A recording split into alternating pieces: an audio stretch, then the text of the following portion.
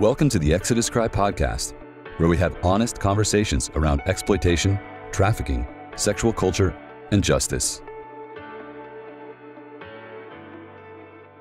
Today we welcome Victoria Sinis, founder of Creating Gems. After a transformative journey from working with a top OnlyFans agency to now speaking out against its harms, she's committed to empowering women to recognize their worth beyond social media narratives. Join us in hearing about her inspiring mission. Victoria, thank you so much for coming all the way from Australia to sit down with us on this podcast. We're super grateful to have you, and very, very intrigued by your story as someone who worked at an OnlyFans agency, and just wanted to start out by hearing a little bit of how you got involved in that, and then talk about some of the inner workings of what goes on at an OnlyFans agency. Yeah, absolutely. Thank you so much for having me. I really, really appreciate it. It's honestly really surreal to be here. So thank you as well so much. Basically how I got involved in working at an OnlyFans agency is someone in my very close personal circle had someone in their very close personal circle that was actually already doing OnlyFans in Australia. So they were already quite a big, well-known name in social media and also in the OnlyFans world. And they were complaining about their agency. And so they were like, my agency is ruining my account, all the things. And so with their educational background in criminal law, they were like, oh, you know what? I think that we could do it better. We have people that are already quite well known in the industry here through social media, through OnlyFans. We've got the clout aspect. Then we've also got the educational aspect. And then where I came into it was because my background is actually in startups. So I've always helped people build businesses. I've helped people in marketing and all of that. So my close personal friend was like, well, it just seems like a good fit. Do you want to jump on board? Would you like to help us? And that's kind of the innocence, I guess, of how it started for me. Anyways, personally, I wasn't fully aware or understood what OnlyFans was. I didn't really comprehend it. There's a lot of fluffy terms like content creator and all of this. So for me, that was kind of how it all began. Then for what an OnlyFans agency is and kind of the way that it works, I like to break it into 3 different aspects. So aspect number 1 of an agency is OnlyFans management. The whole point of an OnlyFans agency is to basically pretend to be the girl. So maybe I'll just pause for a second for people that don't actually know what OnlyFans is, just because I might use some terminology and stuff like that doesn't make a lot of sense. OnlyFans is a platform that basically has locked content on it. So you can do this thing where you're a paid subscriber and you go onto the platform and you can pay for a certain fee, and then you have this one-on-one conversation with the girl. That's the whole allure of OnlyFans, is this intimate relationship with the girl. So for us, what we do as an agency is you're actually pretending to be the girl. So that's a really important and crucial part of this, because it actually takes away the allure of what OnlyFans is. A lot of people think that they're talking to the girl, but you're not. Because as an account manager, what you're doing is you're impersonating the girl on their behalf. So we come back into it. Just say if you're OnlyFans girl and you've got 10,000 subscribers on your OnlyFans platform that have all paid to be able to talk to you one-on-one to get your content from you, you actually can't facilitate that. Right.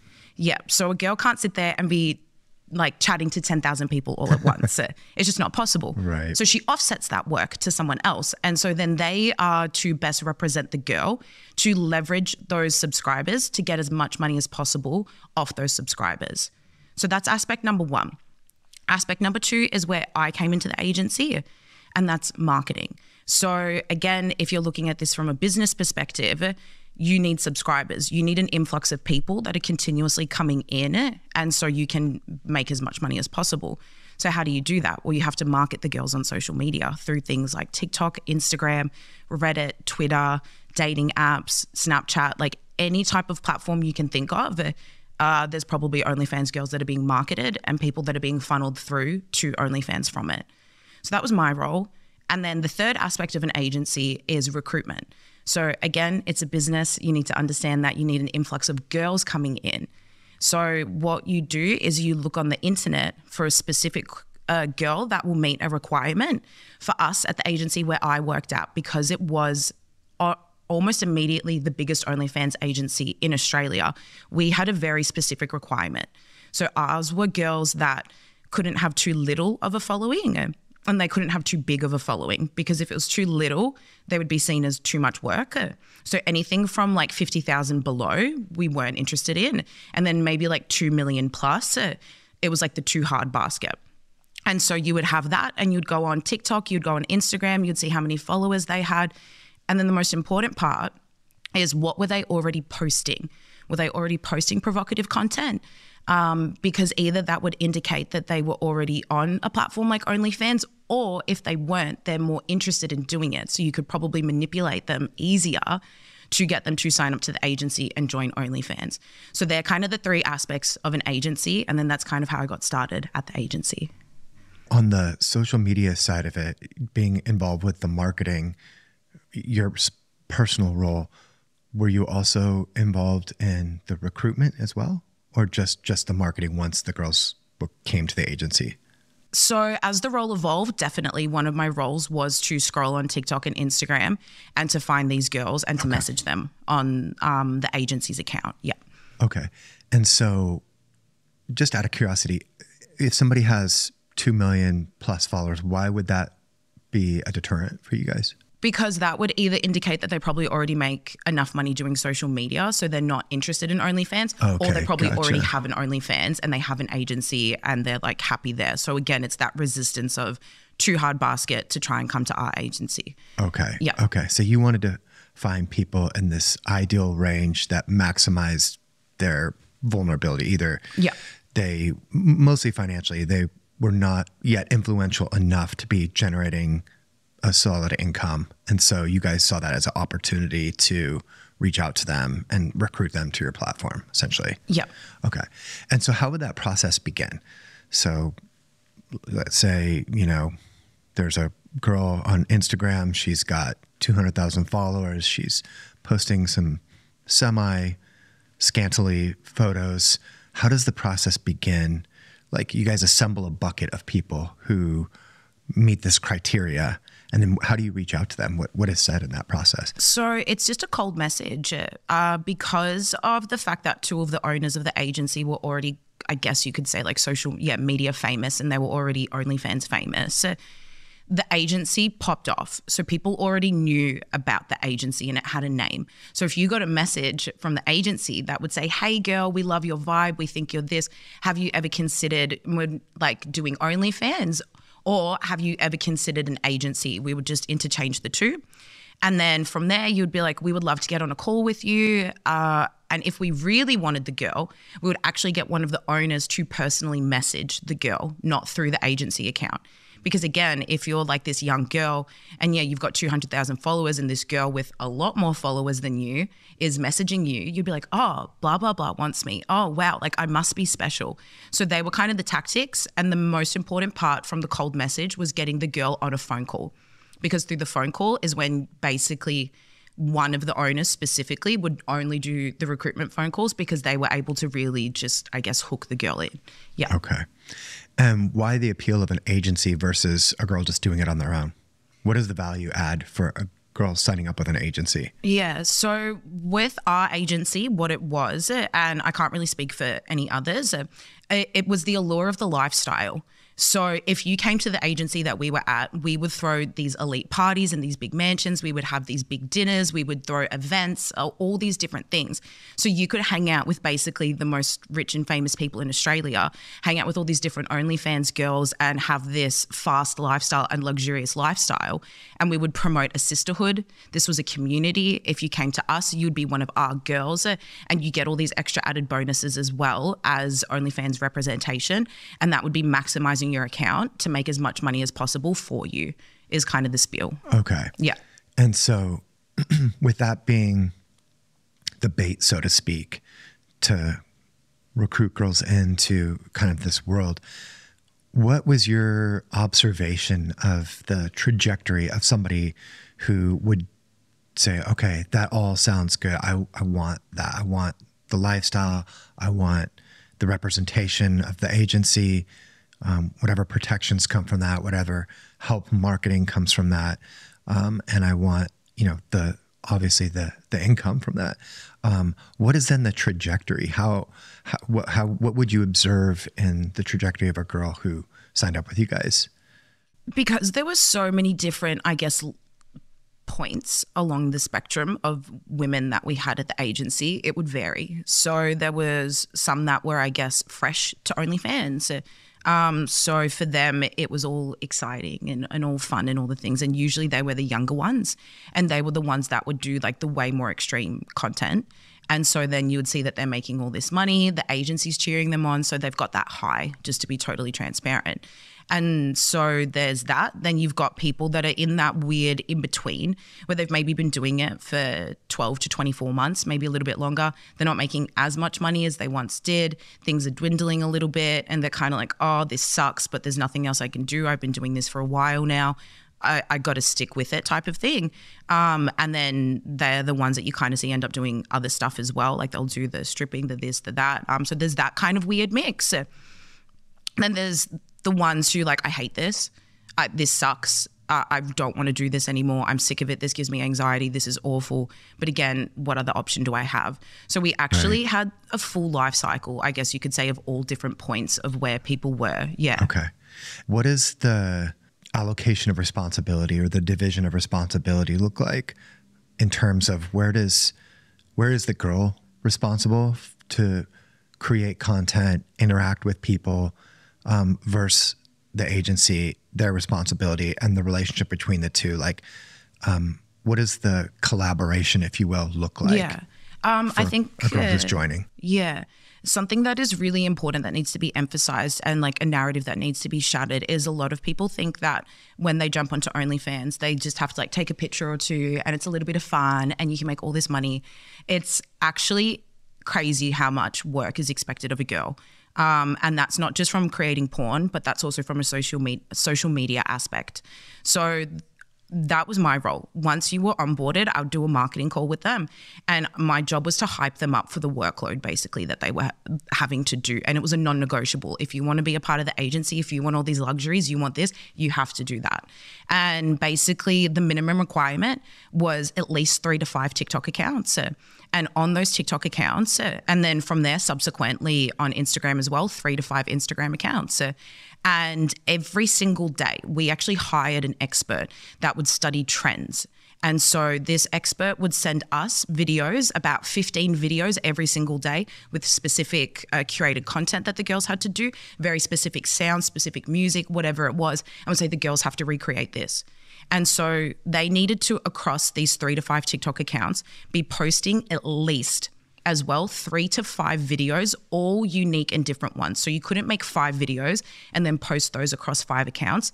It needed to be 5 videos for account 1, 5 videos for account 2, and so on and so forth. So about 20 videos a day on average you were having to recreate. Yeah. And so that was just one aspect of the agency and the social media requirements that we would ask of the girls. Because again, we're trying to get virality. We're trying to get these girls as famous as possible, as quickly as possible. So we're getting girls from 0 followers on TikTok to 3.2 million views in 7 days. Oh, wow. And so the whole point of that, again, is how many people can you pull?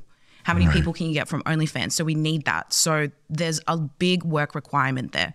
And as an agency, it's our responsibility to make sure that the girls are fulfilling that. And every single day we're seeing that they're posting. Every single day they're getting their quota met, I guess you could say. So that's just social media. The actual pornography aspect of it, there's this thing in OnlyFans called a vault. And so your vault is where all your porn is kept. Now, you need to make sure that you're basically updating that weekly with these things. There's custom requests. So a subscriber can actually ask a girl specifically for something, and you want those fulfilled as quickly as possible. And then as well, you just want a bank of a variety of content in there because, again, you're impersonating a girl. So if the chatters, which we can get into the chatters in a second, but if they're talking with someone, they need to have a good pool to take images from because they're chatting with people constantly pretending to be the girl. So from that aspect, there is a lot of requirements from the girls. From the agency, it's our responsibility to make sure that they're fulfilling those requirements. And then as well, it was our responsibility to make sure that we're funneling all that content from TikTok to Instagram. And then we're funneling all the other content to Reddit, to Twitter, and all of that, because on Reddit and Twitter, you can actually post pornography. So we're needing to make sure the girls had enough for us to be able to post on those other platforms.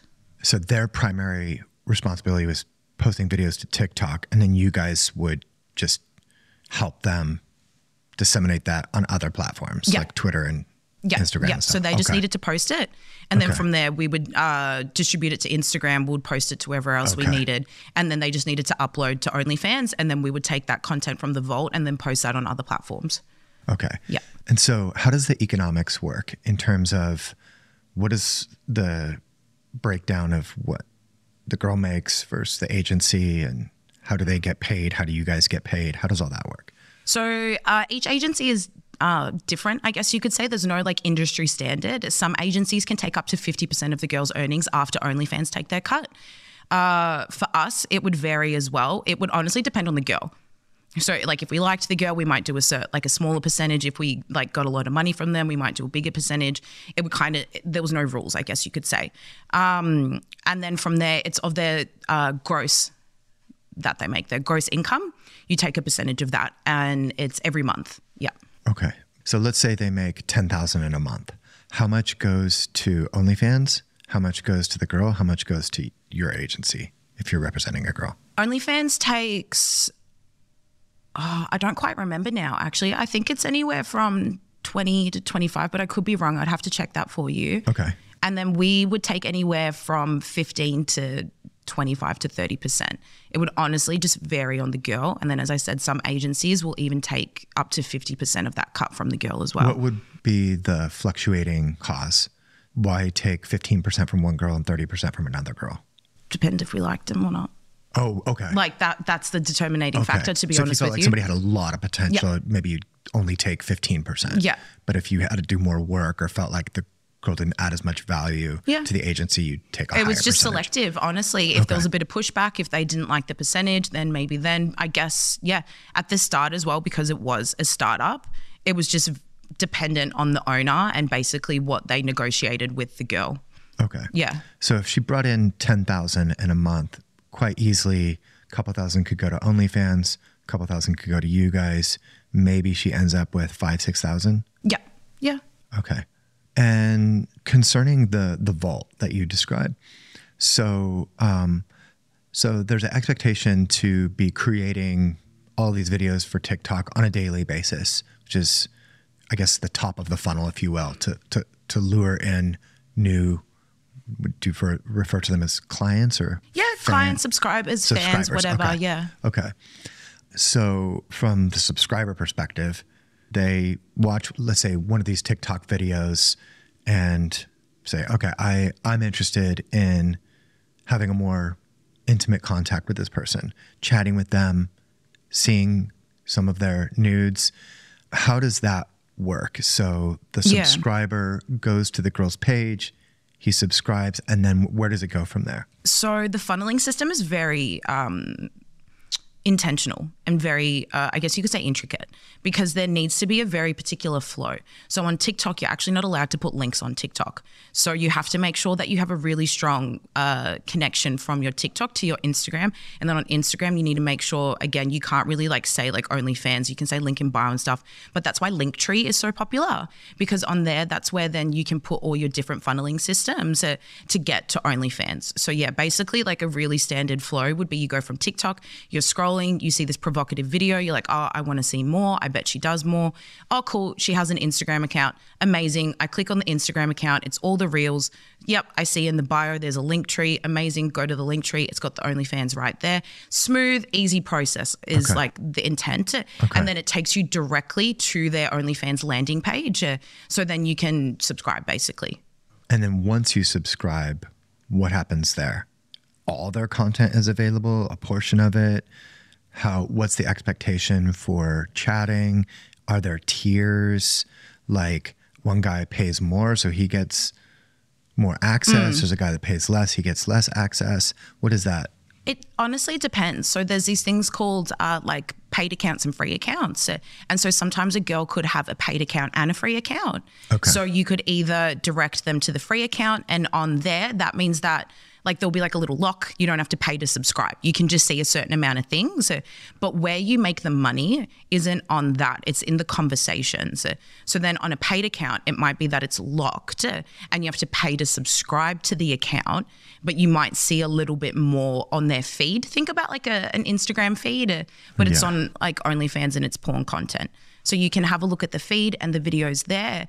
Or what you do is, and the whole point of it is to have a personal relationship with the girl. So you will directly message the girl. And then there's these things called paid per views. So paid per view, you might send out, depending on the girl again, maybe 3 to 15 a week. It really just depends on the account. And a paid per view is a locked photo or video, and it might be like a bundle of them or whatever, and you mass send those out to subscribers so they can expect those regularly. And then as well as that, you have conversations. Through your conversations, you have these things called custom requests, and that's where a subscriber can ask a girl for anything that the subscriber wants, and the girl can say yes or no to that. Okay, gotcha. Yeah. And so when these videos go out, she might make 3 videos, let's say, but they're going to all 10,000 subscribers, but the way they reach the subscriber is as though it was private. Yeah. Okay. Yeah. And then at the agency, you have people whose job is to pretend to be the girl in the interaction. So they're presumably, for somebody who has, let's say, 100,000 subscribers, there would presumably have to be more than one person keeping up those interactions. So this is as well that a lot of people, don't know about chatters. So chatters are actually people that you hire from third world countries that pretend to be the girls. Yeah. Wow. So ours are from the Philippines. So a lot of people think that they're talking to the girls, but they're probably talking to some dude from the Philippines. So yeah. And that's a really big thing because the whole allure of OnlyFans is you're talking to the girl. That's why it's more ethical porn. It's all these things. It's better than Pornhub, like whatever you want to say. But you're actually not. So these people, a lot of the times you'll like hire bulk and sometimes you can buy a house for them and literally they'll stay in this house or wherever it is for 12 to 14 hours a day, 6 to 7 days a week. And you pay them like $2 to $5 USD an hour. And they just sit there and they just talk. How much? $2 to $5 USD an hour. $5 an hour? Yeah. To chat? Yeah. And $5 is like good money. Like the average that people will pay a chatter is like $2 USD an hour. Yeah, to sit on a laptop or a computer for like 12 to 14 hours a day. And a lot of our chatters wanted to work 7 days a week because they need the money. Wow. Yeah, so there's that element as well. Army of chatters who get paid maybe 20, 25 bucks a day for 12 hours of work. Yeah. 7 days a week. Yeah. And we would train them in this thing called the girlfriend experience. And so our role wasn't to talk to the people. Our role was to watch the conversations that the chatters were having and to basically leverage as much money from the subscribers. But we're chatting to the chatters and saying, you need to say that, you need to that, you need to this. And we're training them. You're coaching them. On how, it's a sales job basically. So how much money can you get from the subscriber from these chatters? So a lot of grooming going on, like grooming the girls, grooming the chatters, and then grooming the subscribers in a way. Absolutely. And then we can get into like grooming when it comes to young girls as well. Because in porn, as I'm sure you're aware, like it's teen, barely legal, fresh teen. Right. So then when the recruitment started coming around and we started noticing that that's what was making the most money, then we started looking for young girls. And so literally one of the owners of the agency found this girl. She said that she would lie. She would say that she was fresh 18. And so she took her like under her wing personally to make her one of the girls at our agency. We would lie and say that she was 18 and she would make the most money. And so we wanted a protege of that so then we could replicate that. So then we were also trying to groom young girls into coming to the agency. Like how old? Like they were, I think 20-year-old is super young and then we're lying and saying that they're 18. Gotcha. Yeah. Okay. So we would look for girls that would look young. And then if they weren't 18, we would ask them, would you be comfortable in lying and saying you're 18? Because it'll make you more money. Now, you talked about the specifics of the amount of videos that they would be expected to do on TikTok. Can you elaborate more on the expectation for videos they were required to make for OnlyFans itself? Like what was the amount of, and all that was explicit, correct? the content for OnlyFans as far as the videos? Yeah. For OnlyFans, yes, correct. Not on TikTok. Right. And so for the OnlyFans explicit content, how many videos are we talking about these girls would be required to make? So one of the, I guess, challenges you could say of managing girls that do porn is the fact that they don't produce porn. Like, as weird as that sounds, it's this huge battle, I guess, that we would have with these girls is to actually do the content. And again, I guess because it is so decentralized, it's on their own autonomy, everything like that.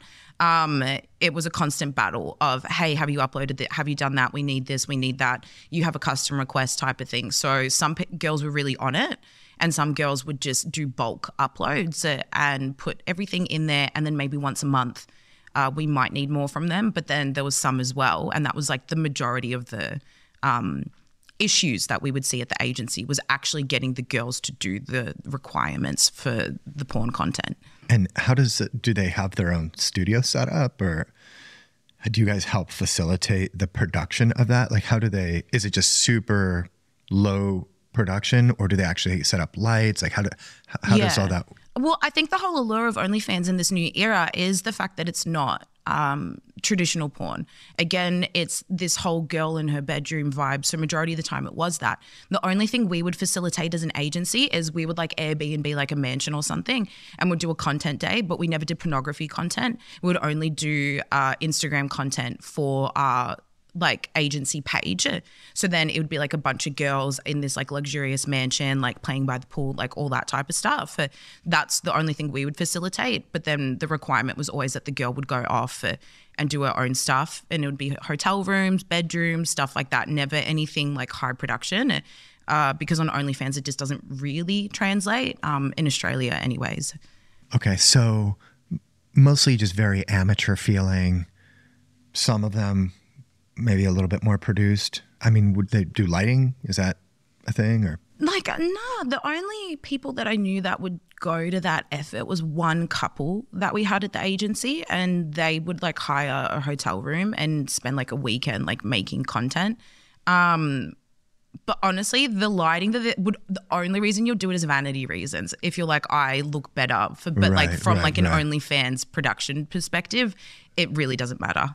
And what's the range of explicitly sexual things that girls were expected to do? So at our agency, we had these things called levels. And I think that this is really important to touch on, because a lot of people think that OnlyFans is empowering, it's liberating, and the girl gets to decide what she wants to do and what standard she's at. And when you come to the agency where I worked at, we would tell you what your options are. And so I think that that's a really important thing to note, because a lot of girls will go, well, I get to pick it.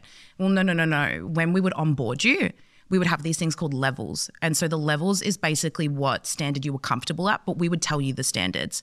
So there was a level 1, and level 1 was Instagram content. So like bikini, lingerie, all that type of stuff. Level 2 was implied nude. So maybe it would be like a naked picture, but like you're covering or whatever. Level 3 got into basically full nudity and like some sex acts. Level 4 was everything, and I'm so sorry for the language, but everything but anal. And then level 5 was everything. And so we would be like, yep, you fit in here. But then what we ended up doing is, and this was my idea, I was like, why do we have a level 1? I was like, what's the point? I was like, people aren't going to pay to see Instagram content on OnlyFans. Let's just get rid of it. But a lot of girls only want to do level 1. And so we're taking this level out, and we're telling you that your baseline minimum that you have to start at is like implied nudity. And so that was, I don't know what other agencies are like, but at our agency anyways, they were kind of the content standards, and you would fit into one of those levels. Is there a progression to the releasing of varying levels of content? In other words, was there a plan or an agenda to start her at, let's say, level 1 and then move her to level 2 and then to 3, 4, 5 over time? Or did they just come in and hit all 5 levels at once? Or what was the management approach to maximize the profitability of OnlyFans girl's career? Yeah, I think that As much as this sounds like a traditional business, there are some aspects that are not like that. So there's no growth management strategies or anything like that. But to be totally transparent, soft manipulation works. And that's kind of the weird, and it's not intentional either, which is why it's so coercive, because the standard of the world that you're in, if you think about it, so you're coming into the agency, you've got, these two, in quotation marks, powerhouse girls that run the agency, and they're making all this money, they're doing all this type of content. I come in, I'm only comfortable doing this, but then all the other girls that are around me are doing this. The ones that are making all the money, they're getting all the encouragement. There was these things that we would do like collabs. So we'd want certain girls to collab with certain girls at our photo shoot days. And so, of course, the one that makes the most money, she gets all the collaborations, she gets this. So therefore, okay, if I want to be where they are, well, I have to go up more. And then as well, of course, when you're not making a lot of money, when that month comes around and it's, well, maybe you should do more of this, maybe this. If you did this type of content, there was that custom request that you didn't do. So there's no growth management strategy plans. But as you can see, it's the culture. Okay. And I've spoken to a lot of girls as well that say that. They're like, yeah, you start here and then you realize you don't actually make a lot of money doing that. So I got to go do all these other things to be able to make the money. Yeah. The idea of OnlyFans, the way it's presented, is an opportunity to create money on your body as an individual. And so the idea of posting some form of explicit content, was there also an expectation for them to do collabs where there was actual like sex going on with other people, either other girls or other men or... Yeah, super normal, yeah. Okay. So it's not just necessarily the girl by herself, but and it's really normal. There was this thing in Australia recently where these OnlyFans girls went to, do you know what schoolies is? Mm-mm. Okay, so for 2 weeks at the end of when you graduate high school, you'll go to like another state and basically you just party for 2 weeks and it's called schoolies. So these two girls went to Queensland, and Queensland's like where you go when you go to schoolies. It's like the place. Okay. And so they're going around to all these fresh 18-year-olds saying, hey, do you want to do basically like a sex video with me for my OnlyFans? And so they were going around to all these young men and they're like, oh, what do you mean? Like, how cool is that? And these were like older women, like 28-year-olds, 29-year-olds going, hey, like, do you want to come basically have sex with me on camera for OnlyFans? And like, we'll pay you for it. So It's like a really normal thing. A lot of girls would go on dating apps and they'll just find guys and have sex with them on camera. I personally know as well, we had our launch party in Queensland. And I know one girl, there was a gentleman there who's Australian, but he has a really big audience here in America on his Instagram. So she literally had sex with him and videoed it because she wanted to post it. So then she was hoping to get more American followers on her OnlyFans from having sex with this guy. So it's super normal. And do you see impact on the success or subscribership of girls who do more explicit, more versus less explicit content? Yeah. Okay. Yeah, you definitely get rewarded for the more you do. Absolutely.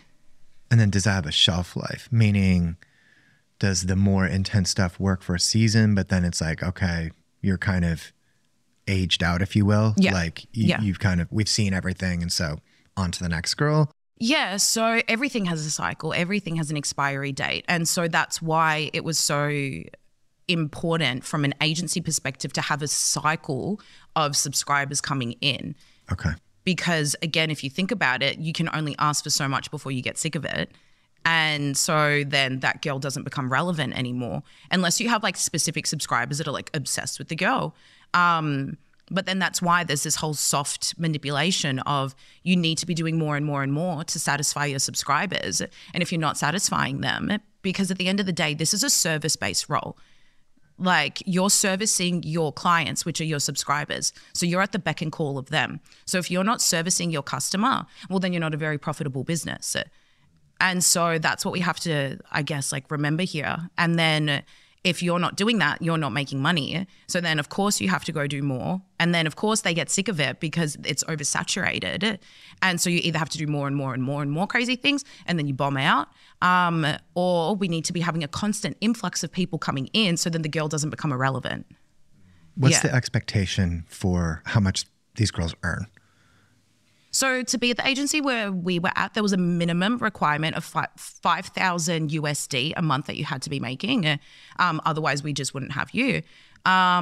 Anywhere can, I guess, depend. Again, that was just the agency that we were at. But that's kind of the minimum. But in saying that, the average wage of an OnlyFans creator is literally 140 USD a month. So this is quite an anomaly, what we're talking about here, just to emphasize that people might go, oh, that's so much money. Like on average, literally the girls make $140 a month. And so the idea is to present a couple of girls who are making a lot of money. Like how much do some of them make?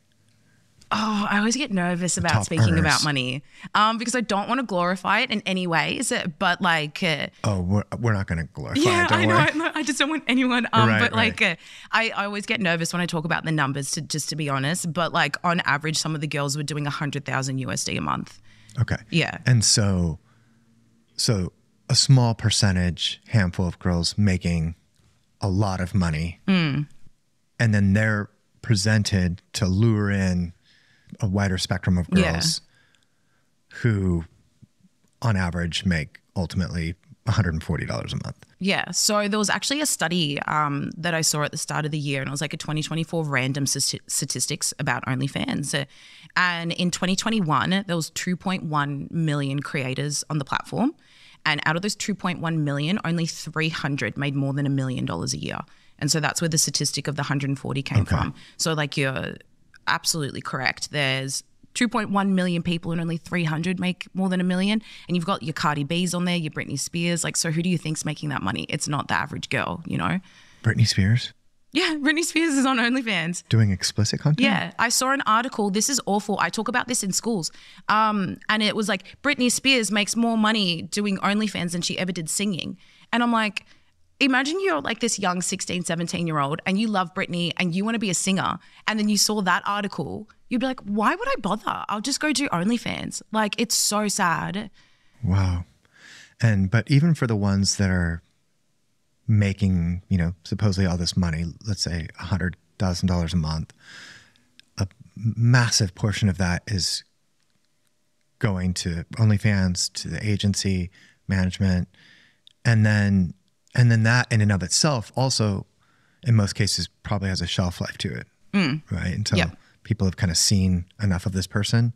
Is that kind of the trajectory of what you see, that it, even for those ones that spike, then there's a...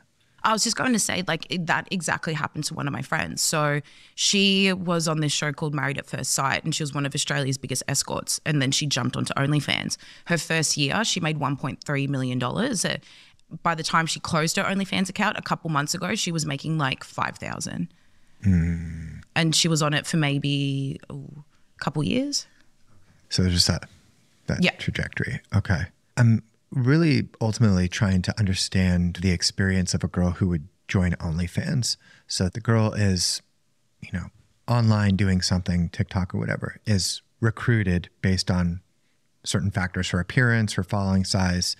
So now there's a pressure for her to be responsible to the agency to create a certain amount of TikTok videos, then also create a certain amount of explicit videos, then have some interaction with the men as well.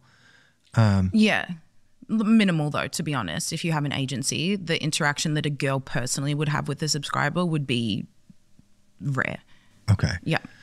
All the expectations that come on this girl, how much time a day does it take for her to fulfill her obligation to be on OnlyFans, be with an agency like the one you work for? It's a full-time job. Yeah. Yeah. And I think just when you're talking about, like, I guess the day in the life of a girl, I feel like we've spoken a lot about, again, like the anomalies, like the big ones. There was still so many girls at the agency that were like your average, in quotation mark, girl. and that came on again for the allure of the lifestyle, the money, the this, the that, had to do all the requirements that we're speaking about, do all the explicit content we're speaking about, and they weren't making that type of money. Just like really hone in on that. And so there was a lot of girls that we saw that would leave the agency, that we did kick out of the agency because they weren't meeting that financial requirement, or they were barely struggling to reach it, but they're doing all these things and they're not getting rewarded as well. So it's like you come on, you think it's going to be this mad time, you're going to have so much fun, you're hit with all these pressures from an agency, all the pressures from a subscriber, and then majority of the time you don't actually get that financial reward that people think that you will. Like it's not a given concoction that that's success. Okay. Talk about the attention for a moment that the girls get. So presumably there's some increase in attention that they get when they sign up for OnlyFans. How do the girls experience that attention? And what does that attention look like for them? It's an array. But to be honest with you, the mental health is shocking. Like, I think girls think that they want that attention. And I think that they think that this is mad and all these guys like, paying me compliments and they're this and they're that. But I'm sure that if they had a face to the subscribers, as mean as this sounds, like, and probably saw maybe hypothetically what majority of them look like, they would be horrified. And then when you go out with these girls, like, of course they're paranoid. Or they need attention. I saw that many times when we would go out and like they had to have guys talking to them. They had to have guys, and like the things that they would do and like the people that they would like go hang out with, and like almost like the palpable desperation because they just wanted that guy to give him attention. I'm an OnlyFans girl. Of course I want you to hang out with me. Of course I want you to give me cocaine. Of course I want you to give me alcohol. Like, duh. So it's not like this glamorous, like I get all this attention and blah, blah, blah. It's a lot of them are extremely paranoid. A lot of them get stalkers. They have stage names. They're really careful about putting on their location and where they are to mitigate those risks. Then again, the paranoia of when you're out. And so the only perk is what they get some strangers messaging them on social media telling them they're hot, but they get sick of that real quick, and so their self-esteem, their confidence, everything is just shot. Can you elaborate on something you mentioned? Some of the girls get stalkers. Can you elaborate on that? Like what would that look like? So some of the girls, the stalkers would come though from OnlyFans, but it's because they were already doing other types of sex work. In the majority of the cases I saw, that was the situation. So just say if you were a stripper or a topless waitress or something, you would not want your OnlyFans subscribers to know that because they would go from being obsessed with you on OnlyFans to coming to your work events and stalking you from there. Does that make sense? Mm-hmm. Yeah, okay, cool. So that was kind of the more regular one that I saw. They're obsessed with you from social media, and so they want to go to like your workplaces and stuff like that. But it was only kind of the sex workers that I saw those things happening to. Girls who were just like Instagram girls doing OnlyFans, that didn't seem to happen with. When a girl who's been trafficked escapes that life, one of the biggest threats they face is the possibility of being pulled back into it. Because of the level of trauma trafficking survivors have endured and the multi-layered psychological manipulation they've been under, in many cases it can take a while for them to heal, to believe in their own intrinsic value and develop the tools they need to overcome their PTSD. Tragically, some survivors never get there. This is where trauma therapy comes in. A therapist who specializes in working with victims of sexual trauma can be a game changer in terms of a survivor's ability to heal and build a new life. For the women that we work with, after 6 months of therapy, they reported to us an 87% decrease in self-harm, a 63% decrease in suicidal thoughts, and a 61% decrease in depression. This therapy has been life-changing. Isabella is a trafficking survivor we've supported. She told us, "The sessions have been life-changing. Your belief in my ability to heal has ignited a fire of hope within me, and your continued support gives me the strength to face each day with renewed courage and determination. You can help change the life of a trafficking survivor by giving at exoduscry.com/donate. It's interesting, how in our culture there's a promotion of a certain ideal of what it means to be a powerful woman. And oftentimes that is a hypersexualized, objectified, sexually liberated young woman who's given the visibility, right? Who is seen as really thriving as a female. And then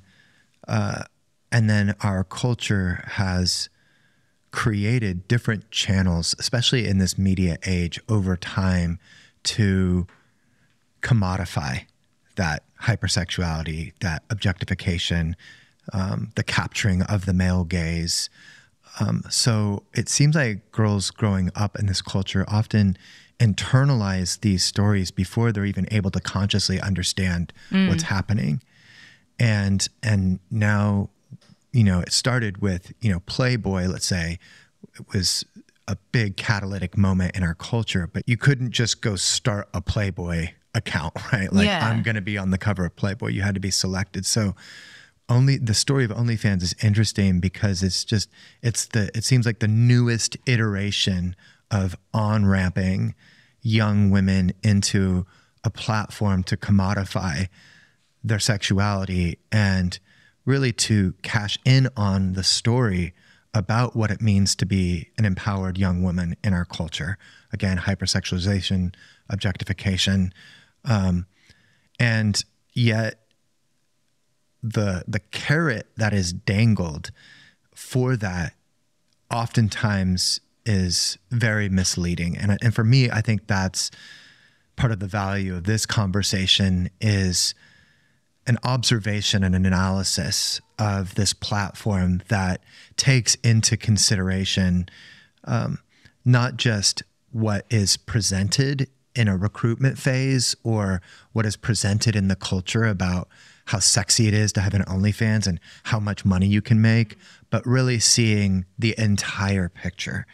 And if you could summarize what is more truthfully the reality of a person's experience who would come and join OnlyFans all the way through. Like, what are some of the things that are left off of the marketing pitch, so to speak, that younger girls should know and should understand who are, maybe right now, currently 14, 15, but they're seeing this, right? They're developing ideas about this. And they're being groomed in this culture to eventually, reach a point where they're of age and will experience the pull, the temptation, the invitation to also commodify their sexuality. Can you summarize for us like a more full picture of what that experience is like?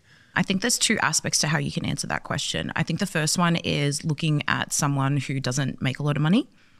And so if you come onto OnlyFans, and I've met someone that like this literally happened to, and you think that you're going to make all this money, and maybe you are one of those girls who just has like a couple thousand followers on Instagram and that's it, and I'm going to jump on this platform and guess what? All my problems are going to be solved. Well, like, honestly, the blatant truth is no, because unless you do truly, genuinely kind of have like a big following or a social media presence or something like that, how are you actually going to make money on this platform?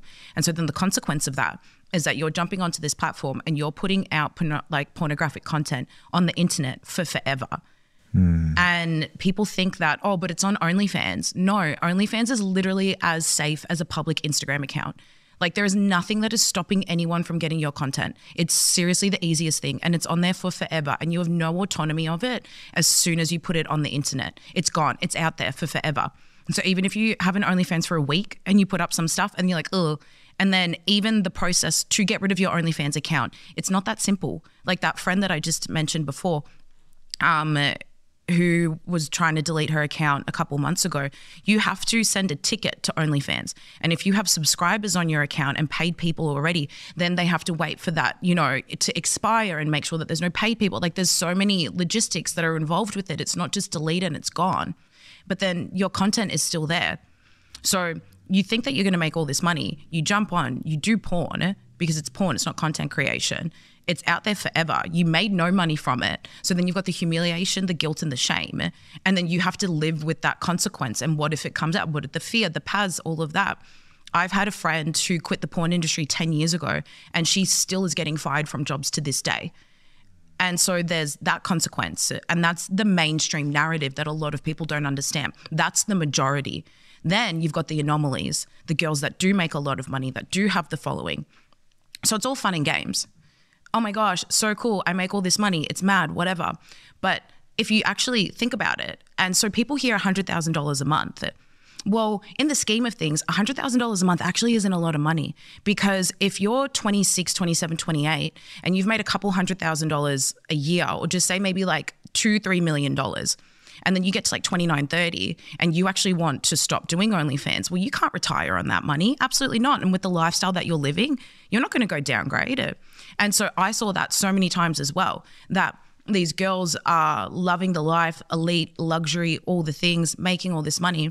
And then you're 4 or 5 years in and you hate what you're doing. You have anxiety. You don't want to do it anymore. You're sick of doing porn, but you have a mortgage now. You have a car repayment you have to make. You're used to this luxurious lifestyle. And so what are you going to do? You're stuck. And like, I literally had a conversation with one of the girls who said, I can't do anything but this. I have no other option. So now she's stuck doing OnlyFans. Or what else do? You escort, you get a sugar daddy, you like, you know, and so then it goes down those paths. So they're the two realities that are just not spoken about of OnlyFans. The more likelihood is you're not going to make any money, and then there's severe consequences to your actions that you don't actually forward think about. Or you'll probably make some money, but you're not going to retire. So then you're stuck in this cycle of what do I do? Because there's such an ego element and a shame element of when you're doing this and you're living that lifestyle, you're not going to downgrade. You're not going to go get a 9 to 5. But then your porn's been out there for 6 years. So majority of the people are going to know that anyway. So what are you going to do then? So I think that that's a huge reality that a lot of people don't think about, because there's no barrier for entry, as you were saying. I can just jump on there and I can just make an account and happy days and all the things are good. And so people are understanding that there's so many long-term consequences regardless of the path that you go down. I want to highlight something you mentioned about like stopping your page or shutting down your page. So it's not as simple as having a change of heart. I'm done with this. I'm going to shut it down. Yeah. So that girl that I was just chatting about before, my friend, her name's Haley, she was like, I don't want to do this anymore. Like, I'm so done with it. And she was literally on the phone to me and she's like, oh, I'm going to do it. And then she's like, oh, I have to send an email. And so think about how that will play into your psyche as well, because then you have to send an email and then you got to get a ticket. And then you've got this back and forth of why am I like deleting my account? Why am I this? Why am I, oh, should I do it? Should I not? And I think it's really intentional the way that they do that. And then, hey, sorry, we can't delete your account. There's still paid subscribers on here. We have to wait for all of their subscriptions to expire. And then we can delete your account when there's no more money on the account. So then you have to wait for that process and then your account can get shut down. Yeah, because I think, you know, the allures, part of the allure is you have all the power. But in reality, you're giving up your power. Yeah, absolutely. Yeah. Can you talk about the men? What are the subscribers like? What are the interactions like? What are the types of ways these men communicate with the girls? What are some of their expectations? Can you help us understand what the subscribers are like? Yeah. Again, like just to really hone in on this narrative of empowerment, well, it's this weird like power play with the subscribers because they have a level of entitlement already. I'm paying to see you. Again, as we said before, this is a service-based role. You need to service your customer. So it's not girl, I tell subscriber, it's subscriber, I tell girl. And a lot of people don't get that and they don't think that that's what it is, but it's actually the reality because again, you might sit there and go, I have all these barriers in place. I have all of this, blah, blah, blah. But then you're not getting any money. You're not getting any attention. So what are you going to do? Of course, you're going to conform. So a lot of the subscribers are really the overarching theme, I would say, from my experience, is it's really sad, to be honest.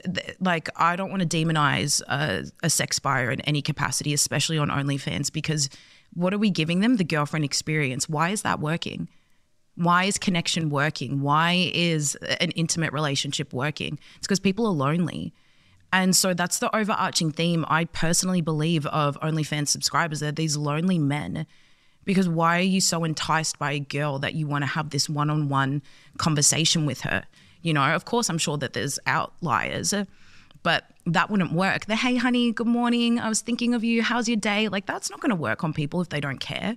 So that's like, I really think the overarching theme of a subscriber. But then again, it's this weird thing because they have this sense of entitlement. So it's kind of cooked. But yeah, they can be really aggressive if you don't do what, you know, a custom request that they want. They can ask really weird and sick and twisted things, really degrading things.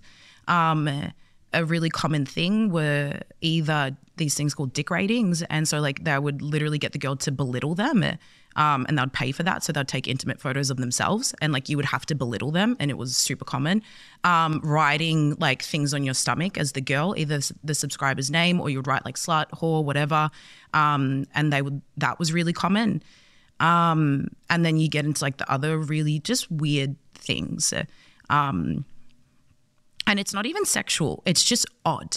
Like there was this one guy that paid like good money to have one of the girls blow up balloons to like a certain size and wear like specific sandals and just like stomp on the balloons, but like don't pop them. But remember, this is sexual. So like we're feeding into like this like really dangerous thing of like fulfilling any fantasy. Like how is that sexual? But it is.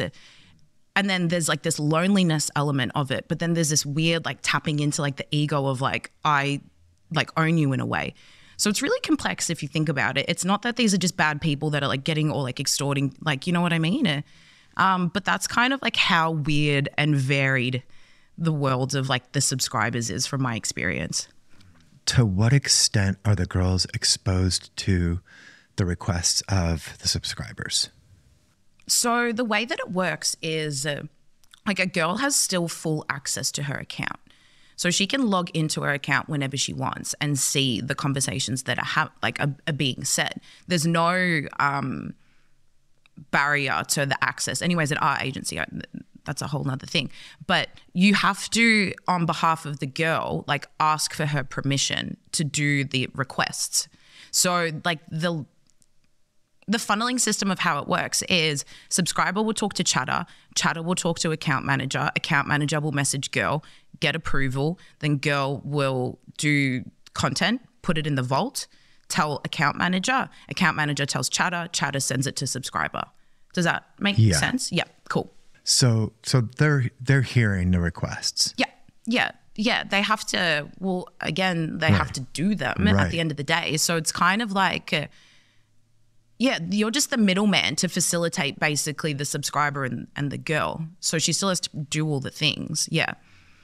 So as you innocently begin on this journey, you come into a situation where you have certain contacts that are, for one reason or another, involved in this world, and the agency begins to form. You're recruited to be a part of it. At what point do you begin to observe the dynamics that are happening, especially for the girls, and maybe this isn't everything that it's cracked up to be, and now do you begin to feel a conflict of interest, or how did that begin to affect you when you're seeing? Yeah.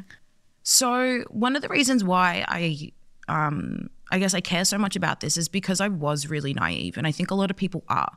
They don't understand what OnlyFans is. I didn't. You hear a lot of these, like, again, fluffy terms like a content creator, and I hear you can just sell your feed on there and it's not that bad. Like, it's still like this weird like hush-hush thing to a degree. So that was my, I guess, understanding coming into it. And again, from the outside looking in, two of the girls that were owners at the agencies came from really poor suburbs in Melbourne. Now they're really rich. They seem to have a good lifestyle. They seem happy. Therefore, this has to be a good thing. And then my close trusted friend is doing this. So therefore, again, the people in your circle are so important, because if they're telling you something's okay, of course, you're not going to second guess it. But coming into the agency, I was just doing all the marketing stuff, so all the social media side. But what we understood as time went on is, again, if you're impersonating someone, if I'm the social media manager and there's a manager for OnlyFans that's doing all of the account management aspect, we're impersonating a person. So we started to see the cracks, because if the subscriber is talking to the girl on social media and then talking to her on OnlyFans, but marketing and OnlyFans management aren't communicating, then of course the subscriber is going to see the holes in the story. So what we realized is that we had to change the structure of the business. So instead of me doing all the marketing and then the OnlyFans account manager doing all the account managing, we split the girls in half. So then I was doing the full life cycle, so marketing and account management. And that's when I started to see everything. So personally, I've never even been exposed to porn. I've never watched porn, and I didn't really understand what it was. And so then when I'm now jumping on the back end of OnlyFans, and again, you have to go through everything. You need to know these girls because you're impersonating them, watch all the content, all the things. I was like, oh my gosh, this is porn. This is hectic. And I think, again, it's a really weird, complex dynamic because these girls are a commodity. You see them as a price tag, but then I knew them before I saw their porn.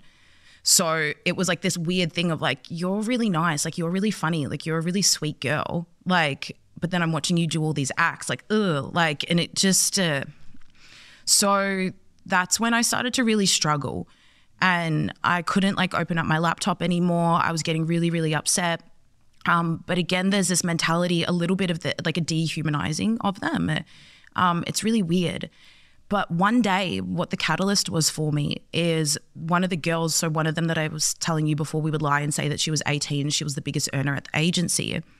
I was her account manager, and I'm on her profile one day, and I just look at her, and I have 7 little nieces that are under the age of 3, and I adore those little girls so much. And I remember looking at this girl on my laptop, and I just went, oh my gosh, one of my nieces is going to grow up and look exactly like her one day.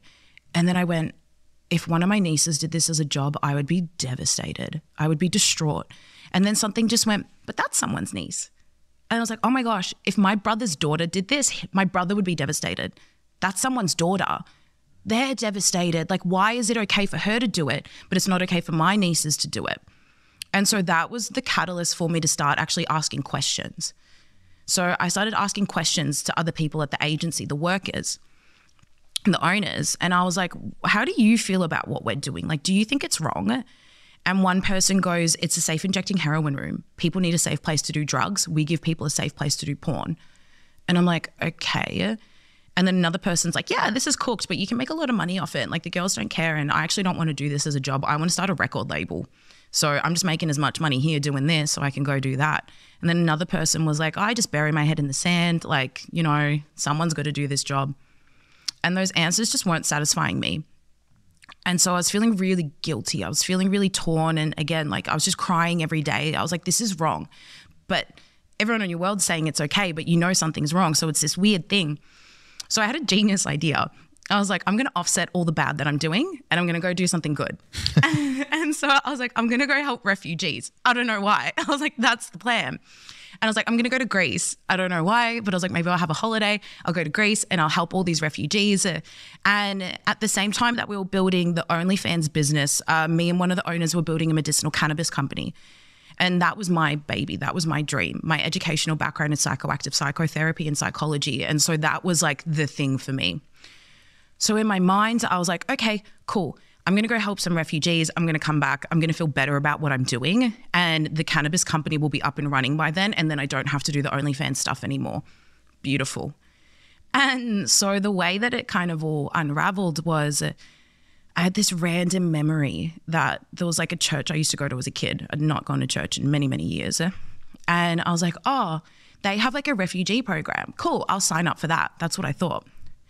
So I sign up for this refugee program. And I get a call from this random lady one day, and she goes, hey, do you want to come down to church and chat with me? And I was like, yeah, sure. So I rock up on a Thursday, I go chat with this lady. I think we're going to talk about refugees, but I end up word vomiting to her everything. And the only thing she said, the poor girl, it was hours. And I was just like, oh my gosh, I feel so bad. I don't know what to do. I don't this, there's the cannabis. And she's like, I think you should come to church this weekend. She goes, I think you'll really resonate with the speaker. And I was like, all right. So I rock up to church on a Sunday, and the lady speaking is talking about this over-sexualized culture we live in church. And she's talking about how Christians have failed. They're supposed to be the salt and the light of the earth, and we're destroying the next generation. And, you know, things like OnlyFans are poisoning our young girls and all this. And like, imagine I'm like, oh, like I work at an agency and I'm hearing this lady talk about this and how it's destroying children. And again, I'm thinking about my little niece and all, like, so it's just all like, all the things. And so after she spoke, I'm like up in the balcony, like at the back, and I actually ran down to her and I went up to her and I was like, hi, my name's Victoria. I work for an OnlyFans agency and I hate myself. And she just, like, this is the beauty, and this is why I care so much about doing this now, because she didn't go, you're bad, you're evil, you're this, you're that. Like, she didn't put me down. She didn't belittle me. She just goes, let's have lunch. And she answered my questions. I said, isn't it like a safe injecting heroin room? Like, isn't this a positive? Like, I didn't know, and a lot of people don't know. And she didn't make me feel stupid. She didn't put me down, nothing. She just answered my questions for an afternoon.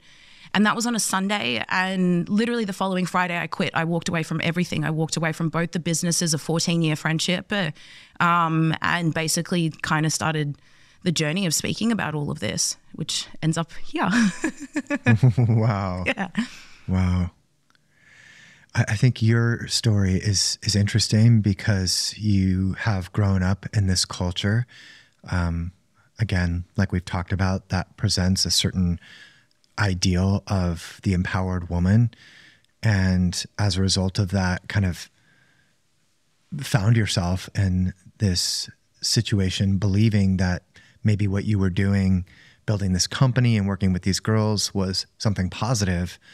And then over the course of your journey, we're able to observe the darker, more hidden elements of what was going on, and have now made a decision to come out of that and speak about it. And I think the perspective is super helpful. And, you know, in my observation, I think that some people will listen to this conversation and think, isn't sex just something universally positive? You know, and so what could be wrong with making a little money off of it? And that's some of the critique that we often face is, oh, you guys are just anti-sex, or you guys are prudes, or whatever. But I think that the issue that we're discussing and taking exception to isn't something inherently wrong with human sexuality or female sexuality or a desire for intimacy. It's the commodification of that turns it into something else.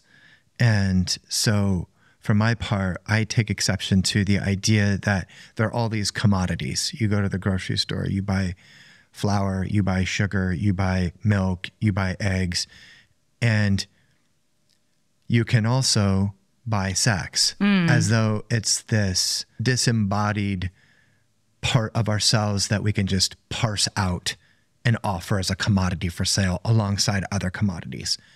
Sex worker, sex for sale. It's not actually true. Like, sex is an embodied part of our humanity, and there just simply is not a way to parse that out without completely dissociating from yourself. And then, of course, all the psychological damage that happens as a result of that. Yeah. And so I think the lie that our culture is believing right now is that sex is a commodity. And so it's believed on, you know, by females as something, well, I can, if I commodify this, I can attain all these lifestyle goals that have been fed to me from a young age. When I look out at what's visible and prominent in the culture of, you know, the visible, empowered, liberated female. So it's a way to quickly achieve that. And then on the part of men, I can have my needs met simply by purchasing access to this. And I think that this lie that sex is a commodity is hurting both men and women in our culture. For men, you know, bypassing some of the normal social processes that actually require you to become a mature, healthy, whole being in order to enter that more intimate space with another human. And just, well, I'll dissociate from myself and just buy access to this. I think the idea of the chatters is really interesting to me as just something so ironic in this whole larger conversation, because that's really where it all falls apart. Yeah. It like shatters the allure of it. Absolutely. Totally. Yeah. I was just going to say there's just two like stories I'd love to share quickly when we're talking about like this whole, the commodity of a woman and all of that. And I think sometimes for people, it might be hard to understand what that means and draw like the line of like, as you said, the analogy of like, you can just take sex off the shelf and buy it at the grocery store. I think to really like zoom in and humanize this, it's destroying people. And what impacted me so deeply is I'm like, we're telling these women. So one of the stories I just wanted to share was one of the girls at the agency hated what she was doing, didn't want to do it anymore. That's where basically it's like, oh, I've made some money, but I haven't made retirement money. What am I going to do? And I sat down with her and I was like, okay, well, if you don't want to do that anymore, why don't you work at the agency in the back end with us? And so I was like, okay, what are you good at? What are your skills? What are blah, blah, blah. And she looked at me and she goes, I'm good at being hot.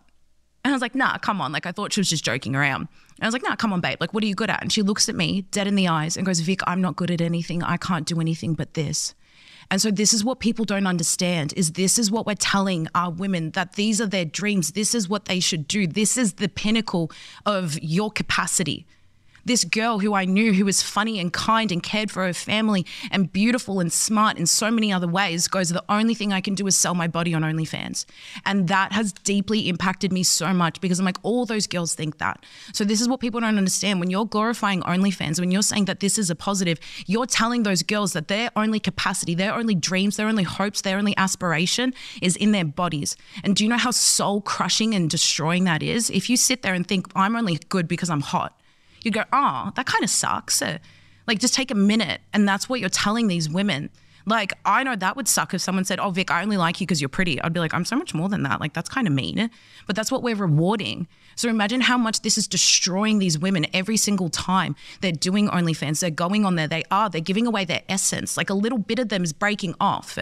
And that just destroys me. And then what we're telling our young girls is, I went to a school and I was chatting about this, and there's a girl, she's our biggest TikToker in Australia, huge, I think like 15 million followers, massive. And she's our biggest OnlyFans star. And her demographic is like 13 to 18-year-old girls. So they idolize her. And I was talking at a school about all of this, and two girls came up to me after. And I was like, what do you like about her? Why do you watch her TikToks? And they go, well, she travels and she seems happy. And I was like, so do you think to travel and to be happy, you have to do OnlyFans? And they were like, yeah, like, duh. Like, what do you mean? Of course.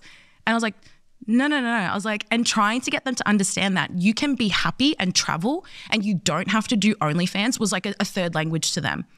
And so this is, again, the dreams that we're telling our girls to live. Aspire to go sell your body online and you can be happy and travel. Like, really? And so that's what I think, if we just zoom out on this a little bit, I think sometimes it's hard to understand what commodity means and all of that. It almost decentralizes it. But when you zoom in on a human perspective, this is what we're telling our young girls to dream. This is what we're telling our women their capacity is. That's destroying people. And like, no one deserves to feel that way. No one deserves to be a 15-year-old girl and think, oh, I guess I better just sell myself online at 18 and then I can go to Europe. Like, that's horrible. And so I think that that's what we have to understand, that when we glorify OnlyFans, when we say that this is a positive, this is what we're doing to people. And then from the male perspective, the amount of young men that I speak to, that it destroys their minds. They tell me, Vic, you don't understand. Now that I don't watch porn anymore, I understood what it did to me. Again, these men aren't these big bad things that are just like taking advantage of women. Like, porn plays into the weakest essence of a male, their sexuality. And it's this addiction, and they just can't seem to get out of it. And so I think that there needs to be so much empathy and compassion. And so when people do say those things about, oh, but, you know, sex, it's this and it's that, it's like, no, think about it. Just take a minute and understand this is a lot deeper than what you think it is. It's not a transaction of sex. This is destroying people. And so that's just my little spiel anyways on like why this is so important and why people shouldn't be so flippant to just go, nah, but it's just sex, because it's not. It's people's like essence, you know? It's really powerful to hear your perspective, having worked in this space and seen both sides of it. And I think that oftentimes discussions about something like this get framed as good versus evil. And so that can be really triggering to somebody who is, you know, a part of the pro-sex work movement, to think, okay, well, you're casting yourself as good and you're casting us as evil. And I think that a better framing is truth versus deception, truth versus lies, you know, because people can take anything and one person can frame it as good, one person can frame it as evil. There's a lot of semantics and subjectivity to those discussions. But I think that when it comes to this particular conversation, just going back to, you know, what we were talking about before, is I think in order for us to live the most authentic and fulfilling lives is deeply integrated with our understanding of truth.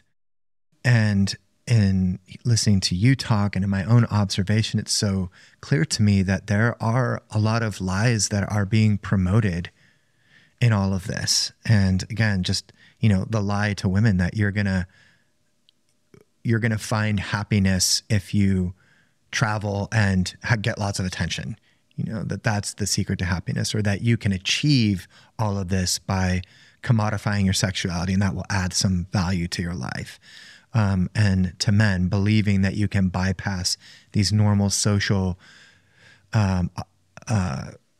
requirements in order to just satisfy the sexual part of yourself. It's not ultimately satisfying. It's ultimately going to diminish your sense of self and your humanity. And so I really appreciate you know, having this conversation and just kind of talking through it all, because I feel that having a grasp on what is true in this and what is false is really, really important. Yeah. I know for myself, just the concept of media literacy has become so important.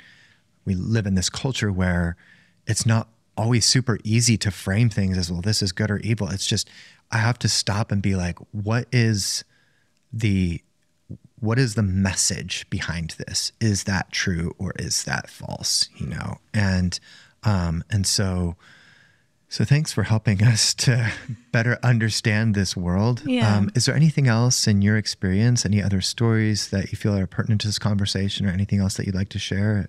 One of the big things that I love to emphasize as well is from, I guess, maybe like a judgment perspective. I'm assuming that maybe people that are listening to this aren't necessarily teetering on the border of doing OnlyFans. But if you do have that perspective of girls, oh, how could they do that? They're so silly. You don't know what you don't know until you know it. Right. And so I think that that's just a really big heart posture and a really important reminder. I didn't know what I was doing until I knew that it was bad, you know? And because we're so lied to in this world that there's so much deception that you don't even understand when you're doing something wrong, because it's painted with this brush of liberation and girl power. And so I think that just to always just take a minute and really humanize it again. And I think that if we can do that, it really will make more of an impact.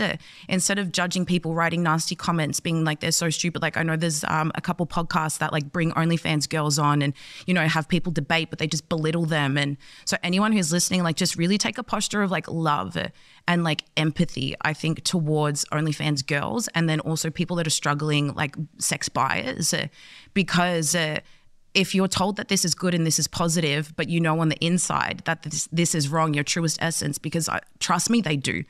They're torn apart as is. So if we can come to them with love and education, the same way that with me, it was love and education that changed my mind, I think that that's going to be so much more powerful, and it's so decentralized as well. So instead of going, oh, exoduscry, just have to worry about fixing this, or whoever else, if you can go, nah, you know what? I do know a girl that does OnlyFans, or I see that girl on Instagram or whatever. I'm just going to love on her.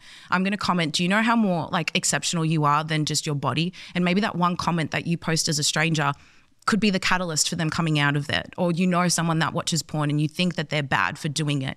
Instead of ridiculing them, just being like, hey, like, are you okay? Like, do you feel lonely or something? Like, how's your heart? Like, I don't know what it is. Like, everyone can, but if we can decentralize that, then that's how we can create a movement of actually loving on people. And then I think dismantling the stigma of this instead of just going, oh, that's someone else's problem. The small steps that we can all take together to really, I think, help see this become like a thing of the past. That's so good. Yeah. Yeah. I love that framing. It reminds me of a quote by C.S. Lewis. He said, love is the great conqueror of lust. And I think that wherever lust is driving something, whether it be the lust for money, lust for power, lust for, sex, lust for whatever, there's an emptiness on the other side of that. I think we were wired, engineered, created for love. And I love that framework of thinking of it through that lens, first loving ourselves and really understanding the choices that I make for myself. Are those an act of self-love? And then are those choices also offering and extending and putting love out to others in the universe? And so, yeah, I think that's a really helpful way of looking at this. I love the experience that you had with the woman who was able just to relate to you on that level, without judgment, without shame. Our culture is so broken right now, and it's not just the world out there. It's in the church, it's out of the church, it's in, institutions where there are authority figures, and in the lowest rungs of society. There's so much brokenness in our world right now. And so I don't think there's one area we can point to and say, these people are all doing it all right. I think we all need to recognize our need for love, for mercy, for grace, for kindness, compassion, as we're navigating this very complex world that we live in, where there are so many predatory influences pulling us in different directions, and that are so deceptive in nature. And so I love the journey that you're on. I love the way that you've been able to kind of reconcile with your own story, and that you're actually using your voice now to help others understand this world. It's been super enlightening to talk with you today. Oh, thank you so much. Thank you for having me. I really appreciate it. Absolutely. Thank you so much, Victoria. You can check out all our podcast episodes, articles, and films at exoduscry.com, and join the daily conversation by following Exodus Cry on all major social platforms.